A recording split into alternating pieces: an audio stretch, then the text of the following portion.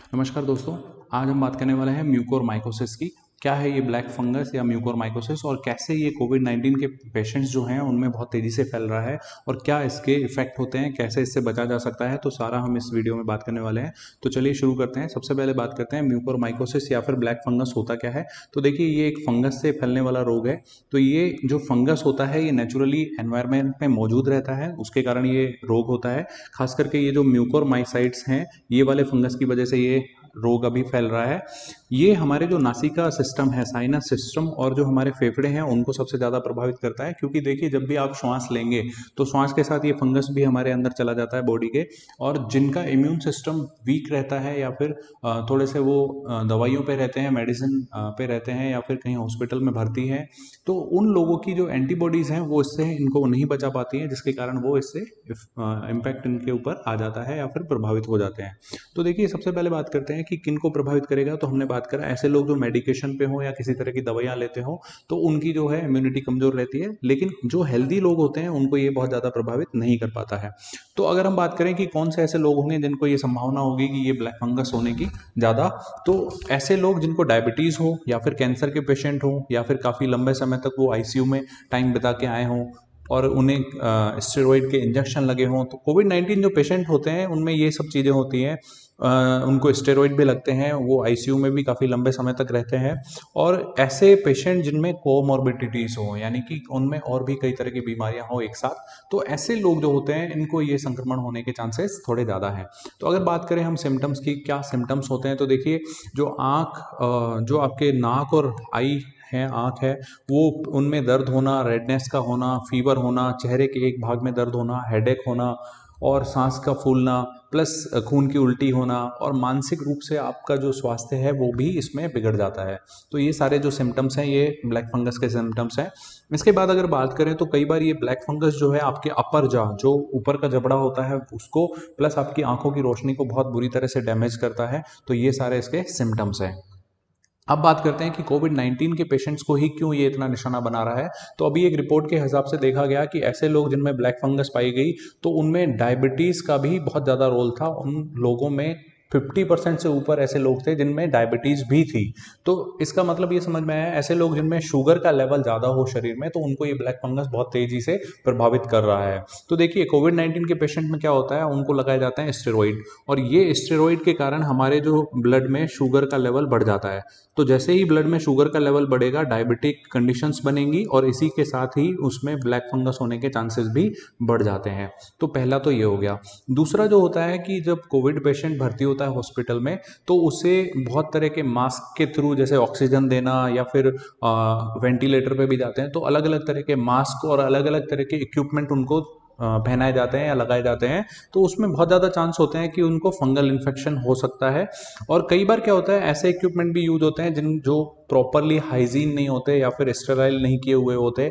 जैसे for example हम बात करें, जिनको ऑक्सीजन दी जाती है तो उसके ह्यूमिडिफायर में जो वाटर यूज होता है, कई बार वो स्टेराइल वाटर यूज नहीं होता, सिंपल वाटर होता है। तो ऐसे केसेस में उनको क्रॉस इन्फेक्शन होने के भी चांसेस बहुत ज़्यादा रहते हैं। तो इसलिए कोविड-19 के पेशेंट्स में ये वाला जो संक्रमण है काफ़ी ज़्यादा फैल रहा है। अब अगर बात करें कि हमें क्या करना होगा अगर हमें इससे बचना है, तो देखिए सबसे पहले तो आपको क्या करना होगा कि अप्रोप्रिएट प्रोटोकॉल फॉलो कीजिए कि किस तरह की स्वास्थ्य सेवाएं होनी चाहिए, किस तरह की सफाई होनी चाहिए। तो ये सारा WHO जो बताता है उसके हिसाब से हॉस्पिटलों को मेंटेन करना होगा। नंबर 2, आपको देखना होगा हाइपरग्लाइसीमिया तो नहीं है, यानी कि आपके ब्लड में अगर शुगर का लेवल जो है वो बढ़ रहा है तो उसको आप जो है कंट्रोल कीजिए और उसके लिए आप जो है कोई ड्रग लीजिए या फिर इंसुलिन के इंजेक्शन अगर लगवाने पड़े तो वो लगवाइए, लेकिन शुगर को बढ़ने मत दीजिए, क्योंकि जैसे ही शुगर बढ़ेगी आपको ये रोग पकड़ सकता है। उसके अलावा आपको लगते हैं स्टेरॉइड, तो स्टेरॉइड से हमने अभी देखा कि शुगर का लेवल बढ़ जाता है। तो शुगर का लेवल बढ़ने के कारण स्टेरॉइड जो है जल्दी से हर किसी को नहीं देने चाहिए और सिर्फ उन्हीं केसेस में लगाए जाने चाहिए स्टेरॉइड के इंजेक्शन जिनमें बहुत ज़्यादा ये जरूरी हो। और अगर उनमें भी लगाया गया है तो उनमें भी शुगर के लेवल को कंट्रोल करने के लिए इंसुलिन या फिर किसी और ओरल ड्रग का सहारा लेना जरूरी है। इसके अलावा जैसे कुछ हाइजीन आपको मेंटेन करना होगा, जैसे कि स्टेराइल वाटर यूज कीजिए ऑक्सीजन ह्यूमिडिफायर में, ताकि आपको ये संक्रमण होने के चांसेस कम हो जाएं। इसके बाद ये तो था कि क्या हमें करना है क्या नहीं करना है, वो भी बात कर लेते हैं। देखिए ऐसी बिल्डिंग्स जो पानी के द्वारा डैमेज हुई हैं, जिनमें आपने देखा होगा काई या फफूंद लग जाती है, तो बस वही उन्हीं बिल्डिंग से आपको दूर रहना है। या फिर ऐसे जो बाढ़ से जिनमें बाढ़ आई थी, ऐसी जगह पे पानी भरा हुआ है, ऐसी कोई बिल्डिंग है, तो उनसे आपको दूर रहना है।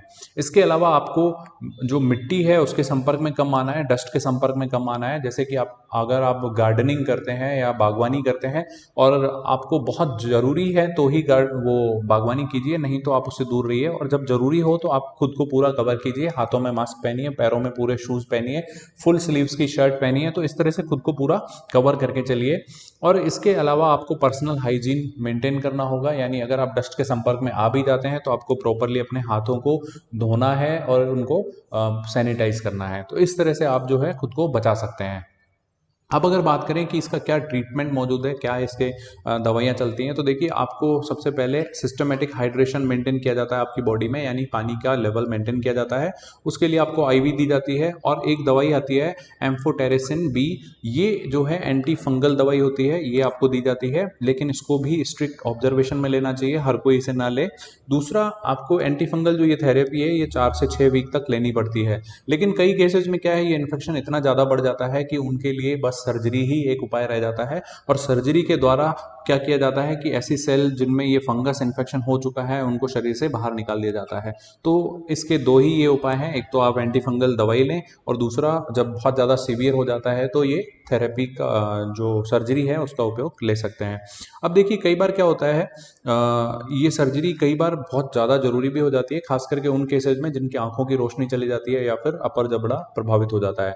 तो अभी जो डॉक्टर्स हैं उनकी रिकमेंडेशन है कि अगर आपको इससे बचना है तो आपको डायबिटीज़ को कंट्रोल कीजिए, स्टेरॉइड का यूज जो है कम से कम कीजिए, प्लस ऐसी जो दवाइयाँ आप लेते हैं जिससे आपका इम्यून सिस्टम जो है डाउन होता है उनको आपको रोकना होगा। तो इस तरह से आप इन सब बीमारियों से बच सकते हैं, खास करके ब्लैक डिजीज से। तो ये सारा था ब्लैक डिजीज के बारे में या फिर ब्लैक फंगस के बारे में। तो आई होप आपको ये वीडियो समझ में आया होगा। नए वीडियो में मिलते हैं, तब तक के लिए जय हिंद, जय भारत।